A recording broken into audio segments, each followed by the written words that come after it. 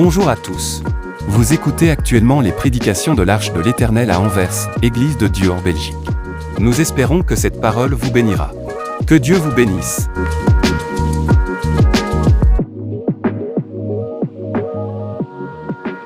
Amen. Amen. Bonjour à tout le monde. Voilà, soyez les bienvenus dans la maison de Dieu. Que Dieu soit glorifié. Que Dieu vous bénisse. Vous qui êtes là encore en ce dimanche, notre Dieu est grand. Notre Dieu est glorieux. Voilà, nous lui donnons toute la gloire pour ce temps qu'il nous donne, pour que nous puissions encore nous tenir en ces lieux afin de partager sa parole. C'est un honneur pour nous que nous puissions être là pour partager sa parole. Un grand merci aussi à l'homme de Dieu qui nous fait confiance et qui nous donne de participer dans son ministère, qui nous donne ce temps pour que nous puissions aussi partager la parole de Dieu. Un grand merci, évêque, pour ces marques de confiance. Amen. Voilà, que Dieu soit béni. Sans plus tarder, je vous invite à prendre vos Bibles et nous allons lire un texte que nous connaissons dans le livre Exode. Exode chapitre 17. Le livre d'Exode, deuxième livre de la Bible, Ancien Testament. Exode chapitre 17, verset 8. Le livre d'Exode, chapitre 17, à partir du verset 8, si on peut se mettre debout, s'il vous plaît. Voilà, et nous allons lire la parole de Dieu. Voilà, vous avez trouvé Exode. Voilà, il est écrit ceci et nous lisons ensemble. Amalek vint combattre Israël à Rephidim. Alors Moïse dit à Josué, choisis-nous des hommes, sors et combat Amalek. Demain, je me tiendrai sur le sommet de la colline, la verge de Dieu dans ma main. Josué fit ce que lui avait dit Moïse pour combattre Amalek. Et Moïse, Aaron et Hur montèrent au sommet de la colline. Lorsque Moïse élevait sa main, Israël était le plus fort. Et lorsqu'il baissait sa main, Amalek était le plus fort. Les mains de Moïse étant fatiguées, ils prirent une pierre qu'ils placèrent sous lui et il s'assit dessus. Aaron et Hur soutenaient ses mains, l'un d'un côté, l'autre de l'autre. Et ses mains restèrent fermes jusqu'au coucher du soleil. Et Josué vainquit Amalek et son peuple au tranchant de l'épée. L'Éternel dit à Moïse, écris cela dans le livre, pour que les souvenirs s'en conservent, et déclare à Josué que j'effacerai la mémoire d'Amalek de dessus les cieux. Moïse bâtit un autel et lui donna pour nom l'Éternel ma bannière. Il dit, parce que la main a été levée sur le trône de l'Éternel, il y aura guerre de l'Éternel contre Amalek de génération en génération. Amen. Amen. Si nous pouvons nous mettre. Verset 9, Moïse dit à Josué, choisis-nous des hommes, sors et combat Amalek. Amen. Le thème de mon message, je l'ai intitulé Combat Amalek. Combat Amalek. C'est un temps de combat. C'est un temps de guerre. Combat Amalek. Parce que Amalek, quelle que soit sa force, quel que soit ce qu'il possède, Amalek, on peut le vaincre. Quelle que soit ses stratégies, quel que soit ce qu'il peut mettre sur notre chemin, Amalek doit être vaincu. Et tu peux le vaincre. Et tu peux sortir plus que vainqueur. Parce que tu n'es pas seul. Dieu avec Dieu. Dieu est avec toi. Combat Amalek.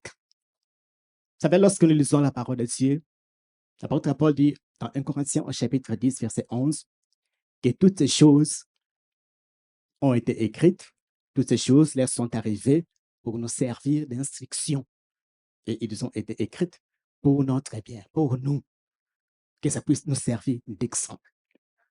C'est-à-dire, ce qui est arrivé à Israël, c'est pour notre instruction. C'est pour que ça puisse nous servir d'exemple. Ce que Israël a connu, c'est pour nous. c'est pour notre instruction. Et si Israël a vaincu Amalek, ça veut dire nous aussi, nous allons vaincre Amalek. Si Israël n'a pas perdu la bataille, nous n'allons pas perdre la bataille. Si Israël n'a pas échoué, nous n'allons pas échouer. Si Israël a obtenu toutes les promesses de Dieu, nous obtiendrons toutes les promesses de Dieu. C'est là que nous fixons notre regard. Ce que Dieu a fait à Israël, il est capable de le faire également pour nous. Il est aussi capable de le faire pour nous. Voilà pourquoi il nous invite à combattre Amalek. La question qu'on peut se poser, mais qui est Amalek? Pourquoi il faut combattre Amalek? Quelles sont les ressources que Dieu met à notre disposition pour que nous puissions sortir plus que vainqueurs? Pour que nous puissions gagner Amalek? Et notre exhortation de ce matin va se tourner autour de ces trois questions. Et d'autres encore. Qui est Amalek? Lorsque vous revenez, vous lisez la parole de Dieu, vous allez voir que depuis le chapitre 1er jusqu'au chapitre 12, vous allez voir, même dans le combat que Israël avait connu, Israël n'a pas combattu. C'est Dieu qui combattait pour eux. C'est Dieu qui a combattu contre Pharaon, contre les Égyptiens, pour que Israël sorte de l'Égypte. C'est Dieu qui a combattu. Israël était là justement en train de regarder. Regardez les bienfaits de Dieu. Regardez la puissance de Dieu. Et c'est Dieu également qui a combattu, qui a séparé la mer Rouge en deux lorsque l'armée de Pharaon les poursuivait. Israël n'a rien fait. Ils ont seulement, Dieu a ouvert la mer Rouge, ils ont traversé. Et c'est Dieu également qui a fait tomber la manne. C'est Dieu qui leur avait donné l'eau du rocher, qui est sortie du rocher. Tous ces combats, jusque-là, c'est Dieu ça a été toujours entre Dieu et l'ennemi.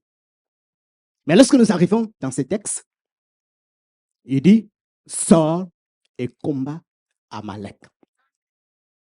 Ça veut dire, dans Exode chapitre 14, il dit, gardez silence, l'Éternel combattra pour vous.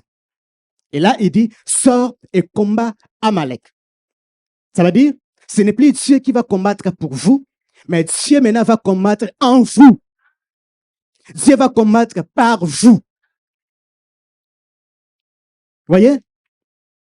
C'est-à-dire, on devient des instruments que Dieu utilise pour combattre Amalek. C'est-à-dire, en réalité, c'est Dieu qui combat. Mais il ne combat pas lui seul, mais il combat en nous. Et c'est ce qui s'est passé à la croix. Lorsque Jésus est mort à la croix, le combat de la croix a été entre Jésus et l'ennemi. Nous n'avons rien fait. C'est lui qui était le seul à la croix. Il était seul dans la tombe. Il était le seul lorsqu'il est sorti du tombeau. Il est ressuscité. Mais en ce qui concerne notre marche chrétienne, il combat en nous, au travers de son esprit. Il combat par nous. Parce qu'il veut nous associer dans sa victoire. Lorsqu'il accorde la victoire, il nous associe dans sa victoire. Ça veut dire, lorsqu'il nous appelle à combattre Amalek, c'est pour nous, c'est un privilège. Que nous soyons dans l'armée du Dieu vainqueur. Dans l'armée de celui qu'on ne peut pas vaincre. Dans l'armée de celui qu'on ne peut pas battre. Parce qu'il est grand. Parce qu'il est Dieu. Il est dit, Amalek vint combattre Israël à Rephidim. En Égypte, c'était Pharaon. Et là, c'est Amalek.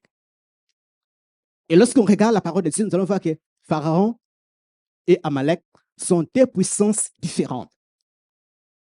Pharaon, c'est celui qui ne fait pas qu'Israël sorte de l'Égypte, qui s'oppose à la délivrance, qui s'oppose à la libération. Il veut retenir Israël dans l'esclavage. Et lorsque Israël sort, il les poursuit pour les ramener dans l'esclavage. Vous savez, ça nous arrive.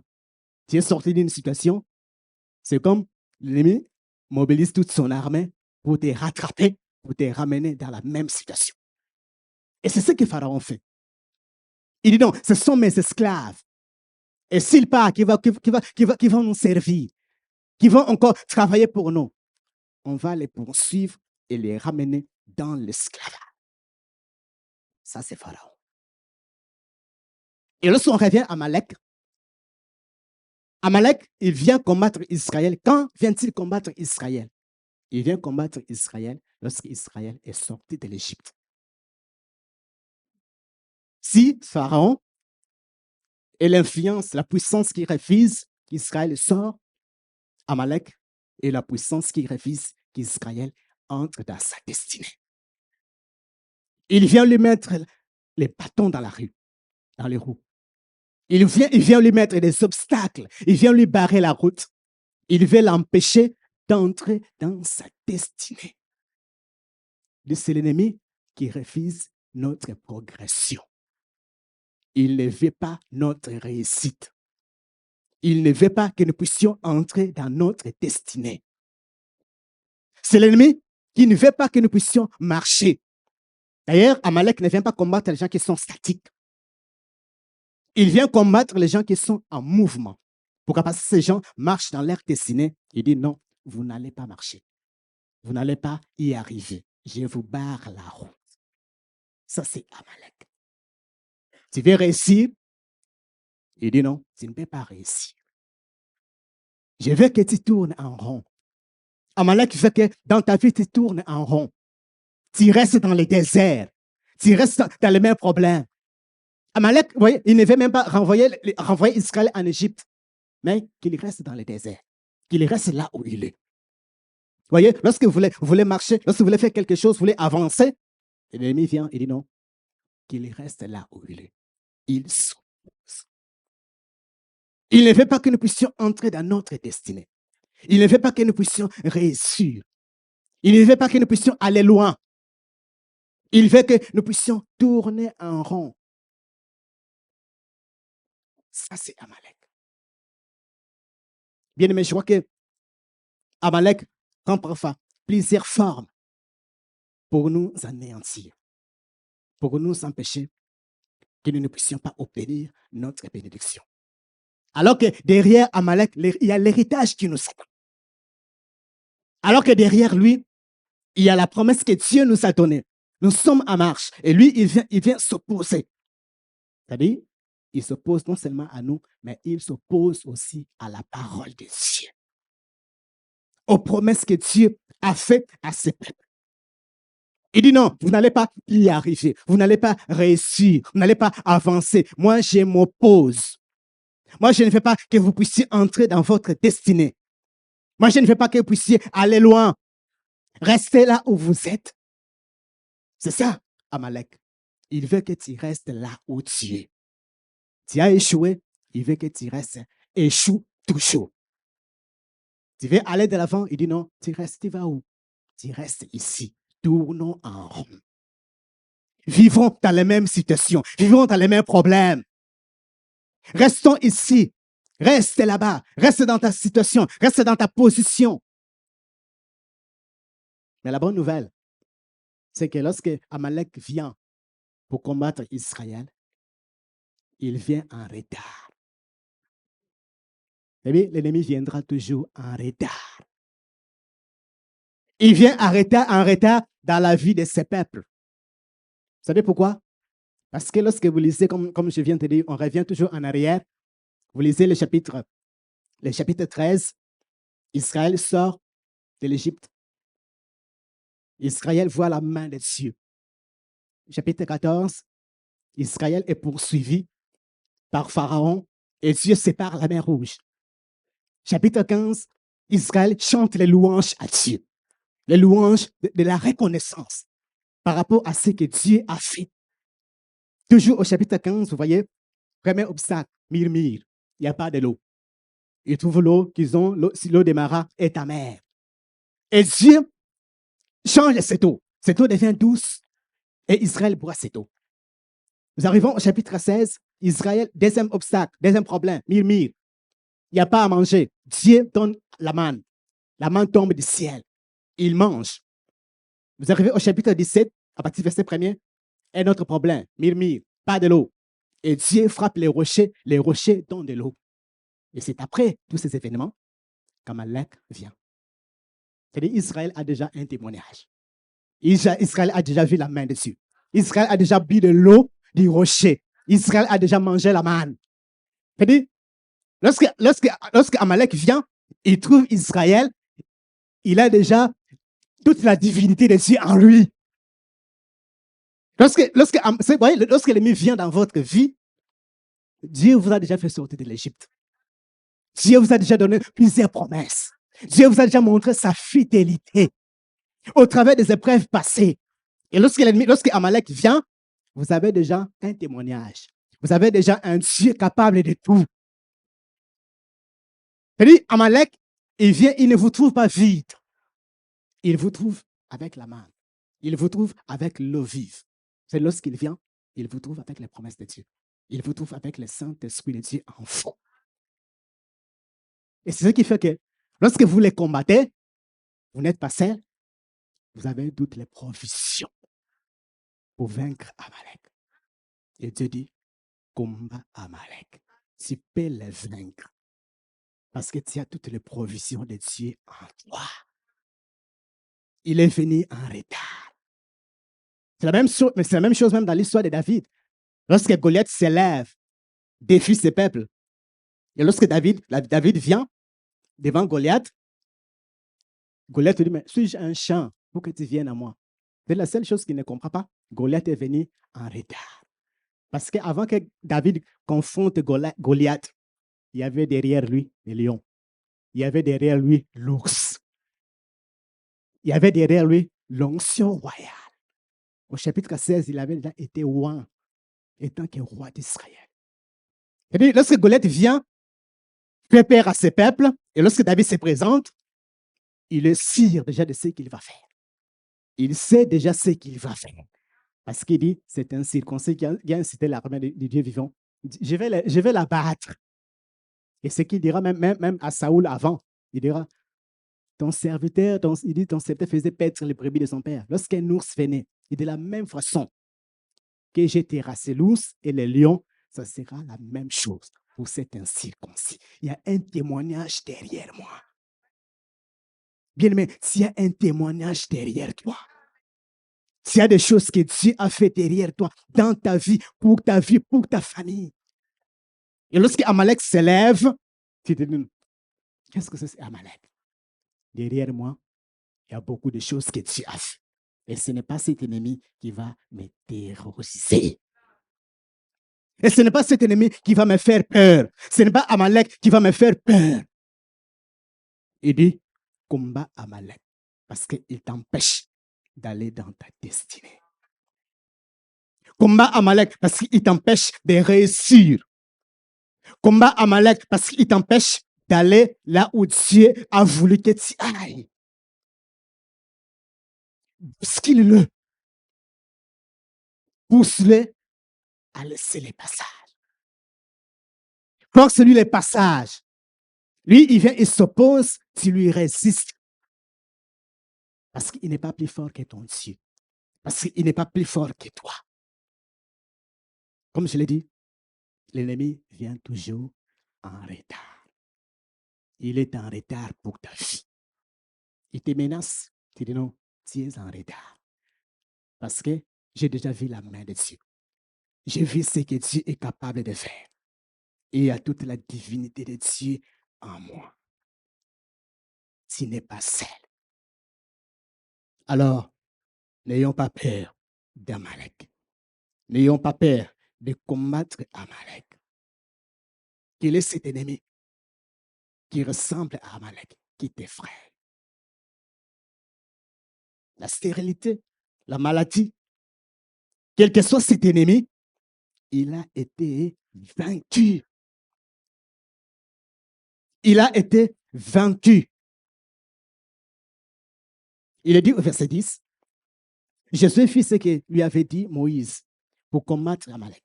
Et Moïse, Aaron et Hur montaient au sommet de la colline. Lorsque Moïse élevait sa main, Israël était le plus fort. Et lorsqu'il baissait sa main, Amalek était le plus fort. C'est-à-dire, là, il y a l'issue du combat. Ce qui fait que Israël remporte la victoire.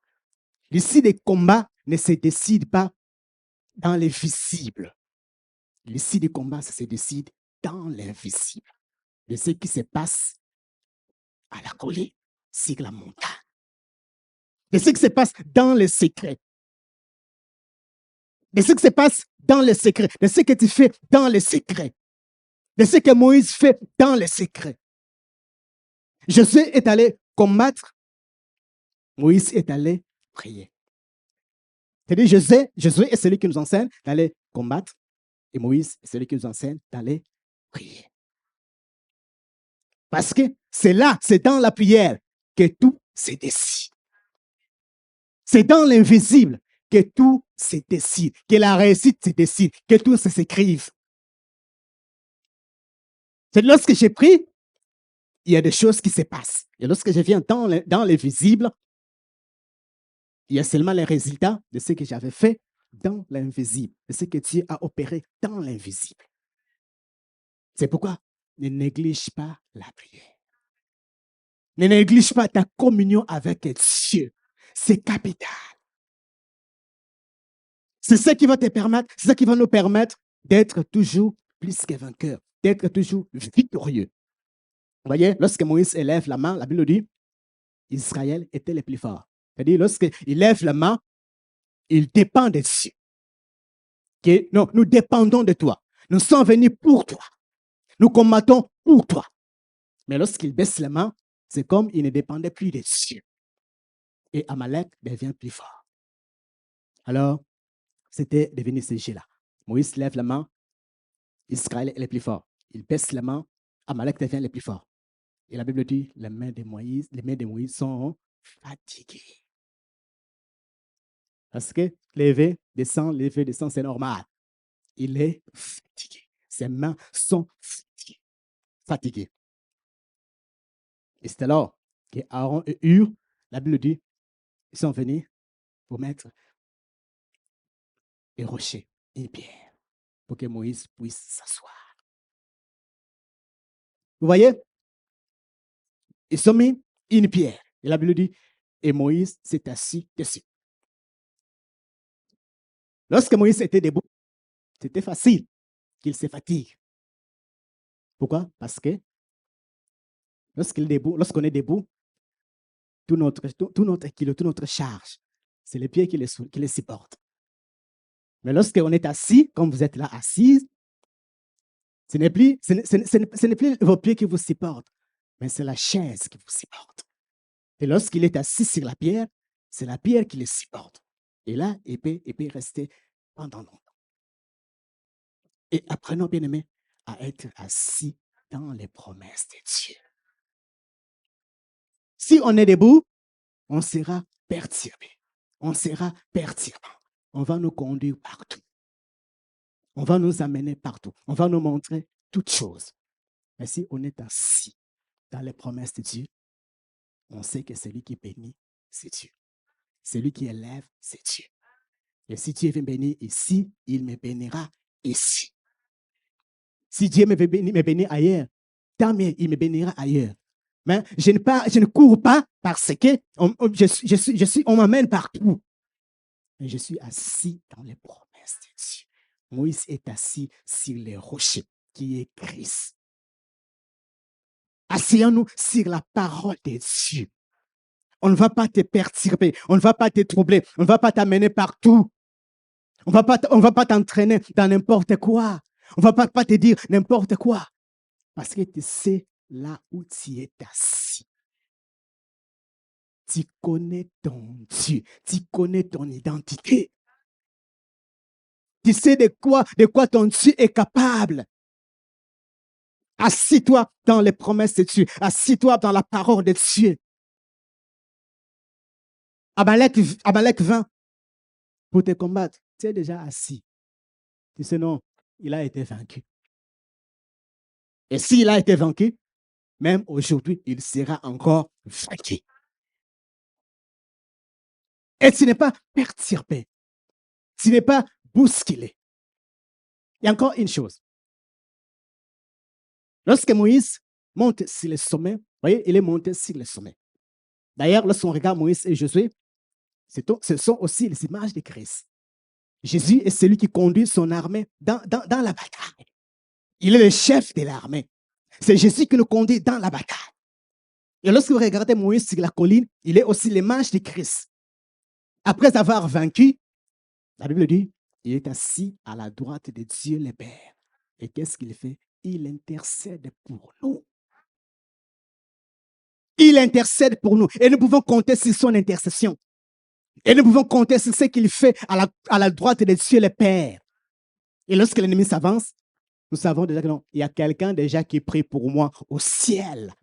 Et cet ennemi qui s'avance, je peux les terrasser.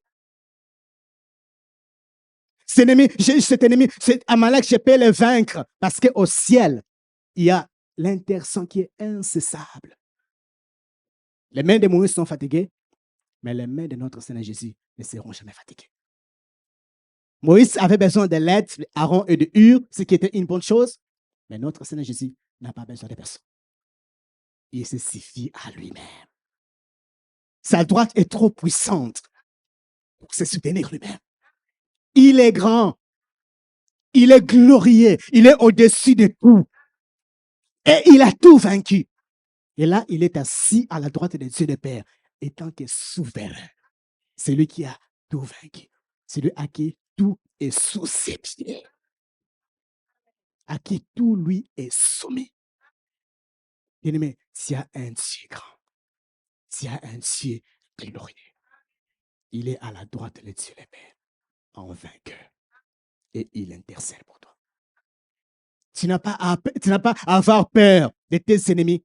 Tu n'as pas à avoir peur de ce que Amalek fait. Il vient te barrer la route. Il dit non, ne te laisse pas faire. Il vient t'empêcher d'aller de l'avant. Ne te laisse pas faire. Lève-toi et combat-le. D'ailleurs, la parole dit, lorsque tu combats, il faut se rendre à l'évidence que ce n'est pas ton combat. La Bible dit, c'est le combat de l'Éternel. Lorsque Amalek vient, il vient te combattre, en réalité, ce n'est pas toi qui viens combattre. C'est Dieu qui vient combattre. Et lorsqu'il vient combattre Dieu, il sera perdant. Il sera toujours perdant et tu seras toujours vainqueur. Parce que c'est Dieu qui combat en toi. C'est Dieu qui combat par toi. Il s'avance. Tu dis, mais Amalek, je vais te bousculer. Pourquoi? Parce qu'il est celui qui nous empêche. Il empêche notre bénédiction. Il empêche notre élévation. Vous vous rappelez de Daniel? Lorsque Daniel prie, la parole dit, dès que les premiers jours qu'il avait prié, Dieu avait entendu sa prière. Et Dieu avait dépêché un ange, l'ange messager pour venir lui donner la réponse. La Bible dit, le roi des Perses, c'est-à-dire Satan, il a arrêté. Il lui a bloqué. Il dit, tu ne passeras pas. Tu n'iras pas donner la réponse. Ils l'ont bloqué. Ils lui ont bloqué les passages. Mais qu'est-ce que Daniel a fait? Daniel a continué à prier. Daniel a continué à combattre. C'est alors que Dieu envoie au secours de l'ange messager, l'ange guerrier. Et il vient au secours. Bien-aimés, prions avec persévérance. L'ennemi s'avance, il débarre la route, et toi tu te laisses faire. Et tu dis non, si c'est la volonté de Dieu, j'accepte. Oui, si c'est la volonté de Dieu, qu'est-ce que je dois faire? Non, si c'est l'ennemi qui s'élève, tu le bouscules, tu le pousses. Tu dis non, tu ne peux pas t'asseoir, c'est mon héritage. Tu ne peux pas m'empêcher d'aller obtenir ce que Dieu a prévu pour moi. C'est pourquoi la parole nous invite quel que soit cet ennemi qui s'avance contre nous. La parole nous exhorte, nous donne l'ordre de combattre Amalek. Quel est cet Amalek qui s'avance contre toi? Ou qui te donne la vie difficile, qui te rend la vie difficile, qui s'oppose à ta destinée, à ta joie, à ton élévation. Tu veux aller de l'avant, il veut te tirer en bas. Ça fait, Amalek peut prendre plusieurs formes. Il peut aussi prendre des formes de gens qui te donnent de mauvais conseils. Tu veux aller de l'avant, il te donne de mauvais conseils. Amalek peut prendre plusieurs formes. Une jeune fille qui est en train de grandir, quelqu'un le regarde et dit non, qu'est-ce que toi tu attends? Tout le monde se marie. Trouve-toi un mari. Fais des bébés. Et ça, c'est un vrai Amalek. Il va faire des bébés, il va se retrouver dans les problèmes. C'est les mêmes conseils qu'on donne aux gens comme ça, on ne les donne pas à nos enfants. Mais lorsqu'on voit un enfant de quelqu'un d'autre, il dit non, mais les autres sont en train de se marier. Qu'est-ce que toi tu attends? Mais laisse-lui le temps de grandir, d'entrer dans sa destinée. Donne-lui des bons conseils. Pas lui pousser d'aller prendre même les photocopies. Parce que ça brille, parce que vous n'êtes pas content. Vous n'êtes pas content de son élévation. Vous n'êtes pas content de ce que Dieu a prévu pour lui, de ce qu'il attend. Voyez, je n'ai pas dit qu'il ne faut pas donner des conseils. Je n'ai pas dit qu'il ne faut pas écouter des conseils. Mais la parole nous exhorte à examiner des conseils. Si c'est bon, je les prends. Si c'est mauvais, je ne les prends pas. Parce que je sais, non, ces conseils qu'on me donne, ça va m'entraîner dans les problèmes. Ces conseils qu'on me donne, ça va m'introduire dans les difficultés.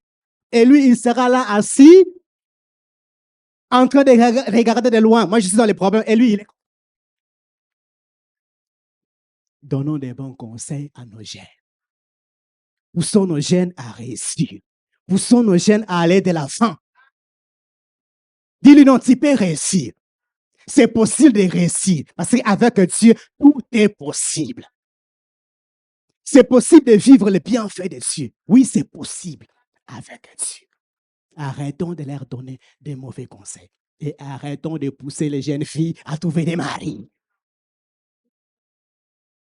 Si ce n'est pas leur temps, arrêtons de leur donner de mauvais conseils. Bien aimé, nous sommes l'Église. Nous devons nous soutenir les uns les autres. Et nous devons pousser les gens à aller de l'avant, à réussir, à vivre bien dans leur foyer.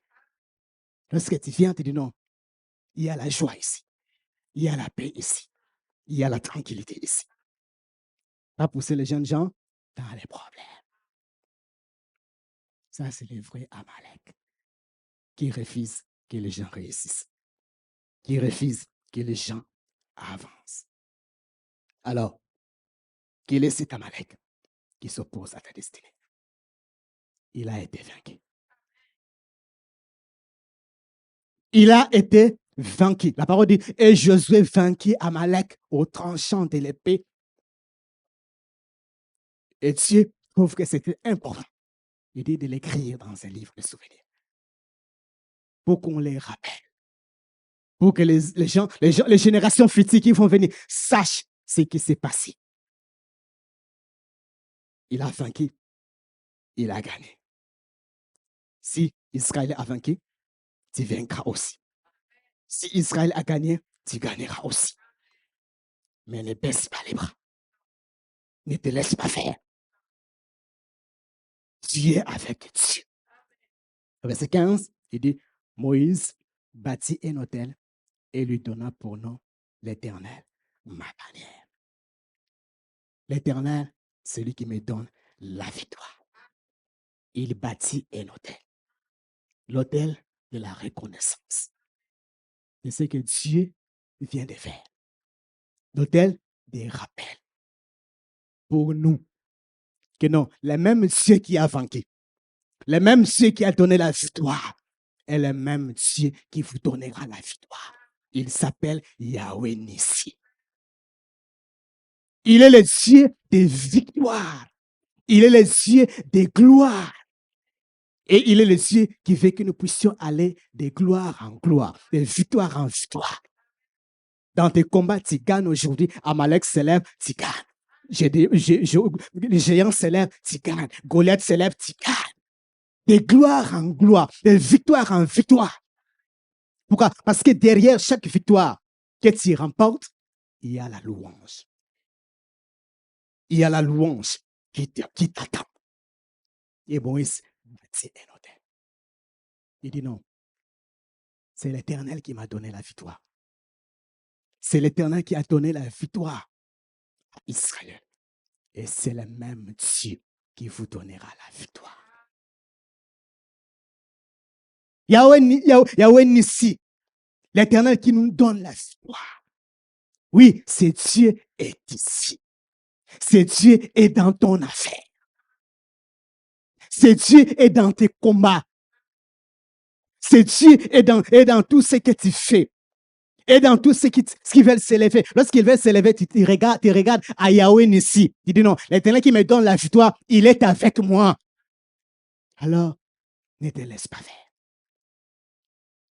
Ne baisse pas les bras. Continue à combattre. Amalek s'élève, tu les combats. Quel que soit cet ennemi qui s'avance, tu dis non. Il y a derrière moi un témoignage. Il y a un paquet de choses que Dieu a déjà accompli. Et là, les drapeaux flottent. L'Éternel a donné la victoire. Oui, il te donnera la victoire. Il te donnera la victoire. Il te donnera la victoire parce qu'il est le même Dieu. Il donnera la victoire à tes enfants. Il permettra que tu réussisses. Il permettra que tu ailles de l'avant, que tu ailles loin, que tu t'avances et encore et encore.